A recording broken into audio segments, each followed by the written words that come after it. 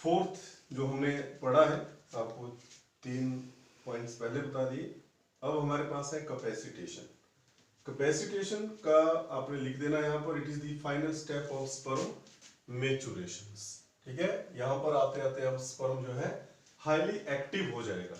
ठीक है, एक्टिव का मतलब है कि अब वो जो एग है उसको पेनिट्रेट करने की जो कैपेसिटी होती है, और उसका सबसे बड़ा कारण होता है कि उसके पास एक्रोसोम प्रेजेंट होता है। You remember this one, acrosome head के आगे, जो स्पर्म का हेड है उसके आगे लगा हुआ एक स्ट्रक्चर होता है which is rich in so many type of the enzymes and it is made up of Golgi bodies। ठीक है, तो बहुत इंपॉर्टेंट स्ट्रक्चर जो है वो एक्रोसोम होता है। गोल्जी बॉडीज का एक फंक्शन फर्दर आपने ऐड करना है अपने। और यहाँ पर physiologically sperm become more active, इसका मतलब होता है कि वो ज्यादा एक्टिव हो जाता है। Reproductive tract of female remove inhibitory factor. देखिए, जो स्पर्म होता है उसके अंदर कोई ना कोई इनहिबिटरी फैक्टर्स लगे होते हैं जिससे वो ज्यादा एक्टिव नहीं होता है। एक्टिव का मतलब मैं फिर आपसे बताना चाहता हूं, एक्टिव का मतलब है कि ऐसे कौन से प्रोसेसेस होंगे जिसकी वजह से स्पर्म जो है वो सेकेंडरी ओसाइट की मेम्ब्रेन को पेनिट्रेट कर सकता है। क्लियर? तो यहां पर आते ही क्या होता है कि जो स्पर्म है उसके इनहिबिटरी फैक्टर्स हटाए जाते हैं और उसके अंदर कैल्शियम आयंस एंटर किया जाता है। वेरी इंपॉर्टेंट क्वेश्चन भी, नीट के लिए भी बहुत इंपॉर्टेंट क्वेश्चन है। ठीक है, तो कैल्शियम की जब एंट्री होती है स्पर्म के अंदर, तो वहां पर आकर के जो स्पर्म की टेल है वो मूवमेंट हाई करना शुरू कर देती है। ठीक है, तो यहां पर देखिए एक्सपोजर ऑफ एक्रोसोम की हमने बात की है, क्योंकि फीमेल रिप्रोडक्टिव के अंदर ऐसे कई सब्सटेंसेस होते हैं जिससे ये जो इनहिबिटरी सब्सटेंस है वो हट जाते हैं और एक्रोसोम जो है वो एक्सपोज हो जाता है, and this process is known as acrosomal reaction. अब हम पढ़ते हैं कि आखिरकार एक्रोसोम करता क्या है। जैसा हमने पढ़ा कि कैपेसिटेशन जो है स्पर्म, जो कैपेसिटेटेड स्पर्म है, जो एक बार जिसके अंदर कैपेसिटेशन हो चुका है, आपको बताया कि कैपेसिटेशन क्या होता है। ठीक है, तो फाइनल स्टेप है जो कैपेसिटेटेड स्पर्म है जिसका एक्रोसोम एक्सपोज हो गया है, वो क्या करता है, स्पर्म लाइसिन प्रोड्यूस करता है। You noted this one, what are sperm lysines?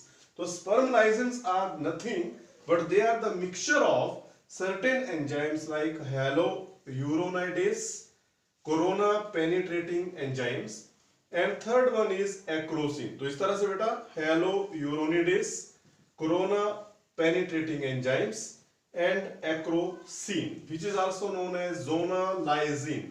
ये इंपॉर्टेंट क्वेश्चंस होते हैं जो पूछे जाता है, what do you mean by acrosin, another name of the acrosin क्या है, तो दैट इज जोना लाइसिन। ठीक है, तो यहां पर जब ये सब प्रोसेस हो जाता है तो देखिए यहां पर थोड़ा सा रफ जैसा बना है। ये स्पर्म पहले पॉइंट पर अप्रोच कर रहा है, देखिए ये है जोना पेल्यूसिटा, ये सेकेंडरी ओसाइट की मेम्ब्रेन है, और यहां पर ये कॉर्टिकल ग्रेन्यूल्स है। याद रखना आपने इनको। ये स्पर्म जब अप्रोच करता है इसको, तो यहां पर जो सेकेंडरी ओसाइट है उसके अंदर कुछ स्पर्म बाइंडिंग रिसेप्टर्स लगे होते हैं। ठीक है, ऐसा माना जाता है वैसे कि जो एग होता है उसके पास मौजूद होता है एंटी फर्टिलाइजिंग नाम का प्रोटीन। ठीक है, और जो oocyte होता है यहां पर स्पर्म बाइंडिंग, उसको बोला जाता है वैसे फर्टिलाइजिंग, लेकिन अब ये बुक्स में आता नहीं है आजकल की जो बुक्स है। तो एंटी फर्टिलाइजिंग और फर्टिलाइजिंग का एक्शन होना बहुत जरूरी है। क्यों? हर कोई स्पर्म, जैसे तो ऐसा भी हो सकता है कि आपके पास मान लो ये कोई स्पीसीज है, जैसे मान लीजिए गोट है, तो गोट का स्पर्म है, इसके अंदर हम चाहें तो बुल का स्पर्म यहां पर मान लो आ गया, ये बुल का स्पर्म है और ये गोट का क्या है, सेकेंडरी oocyte है। तो ये क्यों आपस में मतलब फ्यूज नहीं करेगा? बिकॉज दिस वन जो बाइंडिंग रिसेप्टर्स होते हैं दे आर स्पीसीज स्पेसिफिक। ये इसका मतलब हुआ कि ह्यूमन का जो स्पर्म है केवल वही यहां पर अटैच हो पाएगा। क्लियर? तो यहां पर होने के बाद एक्रोसिन जो है जब यहां पर पेनिट्रेट करता है, जैसे कि ह्यालुरोनिडेज जो है फॉलिकल सेल्स को हटाएगा, corona penetrating enzyme corona radiata को हटाएगा, एक्रोसिन जो है जोना पेल्यूसिडा को तोड़ करके अंदर जाएगा।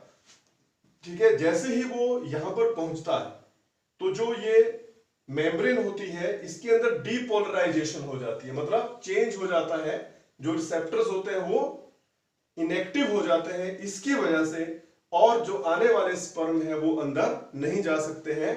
प्रश्न यहां पर यह है कि पॉलीस्पर्मी कैसे रुकती है। ठीक है, बहुत सारे स्पर्म होने के बावजूद केवल एक ही स्पर्म क्यों फर्टिलाइज करता है? क्लियर?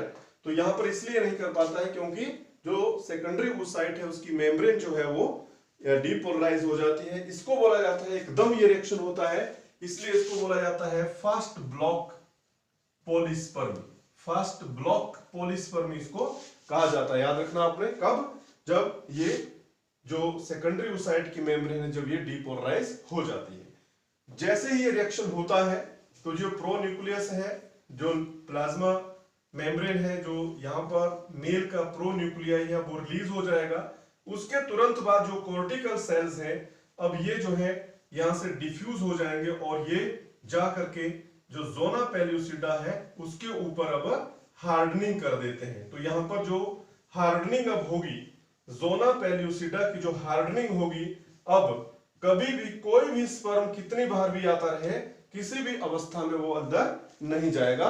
इसको बोलते हैं हम slow block of polyspermy. Slow block, तो दो तरह से ब्लॉकिंग होती है। एक एकदम हो जाती है, जैसे ही पहला स्पर्म कोई एंटर करता है तो उसको बोला जाता है फास्ट ब्लॉक ऑफ पॉलीस्पर्मी। और दूसरा कब होता है? जब जोना पेल्यूसिडा हार्डन हो जाता है, तो that is called as slow block polyspermy. तो इस तरह से जो रिएक्शन होता है कॉर्टिकल ग्रेन्यूल्स के द्वारा उसको कहा जाता है कॉर्टिकल रिएक्शंस। ठीक है, तो अगली स्लाइड्स लास्ट रहेगी हमारी, जहां पर हम देखेंगे कि किस तरह से मेल का प्रोन्यूक्लियस जो है वो फीमेल के प्रोन्यूक्लियस से फ्यूज करेगा।